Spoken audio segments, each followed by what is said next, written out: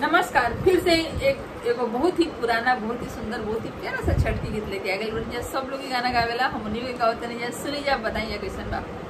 एक कॉपी बोले ले छठिया माता, सुनिए सेवा का लोग, सुनिए सेवा का लोग, मोरा घाटे दुबिया उपज गईले, मकरी बासेरा ले ले, मकरी बासेरा ले ली, बिनती से बोले ले कामना देवा, सुनिए छठिया मैया, सुनिए छठिया मैया, रौरा घाटे दुबिया छिलवाई देबो, मकरी उजाड़ी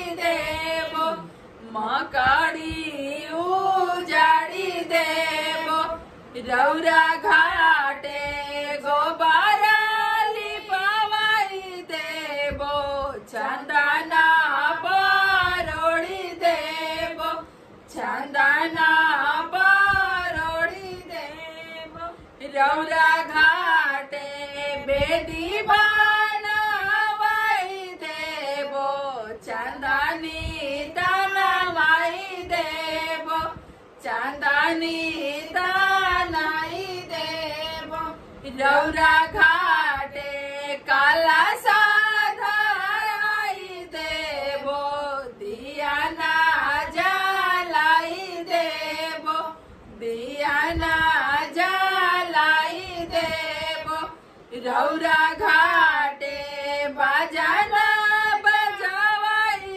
देबो, डीजे लगावाई देबो, डीजे लगावाई देबो, रौरा घाटे जोड़ा जोड़े अर्घ देबो, दूधावे अर्घ देबो, दूधावे अर्घ देबो, एक कॉपी बोले ली छठिया माता, सुनिए सेवा का लोग, सुनिए सेवा का लोग। धन्यवाद। गाना कैसा लगा लोगों लोग के हमने के कमेंट करके बताई जा, और चैनल बनाया बने जा, पहली बार हमने के देखा करी जा तो चैनल सब्सक्राइब के बटन जरूर दबाई जा, और हमने के वीडियो को लाइक और शेयर भी करी जा। धन्यवाद।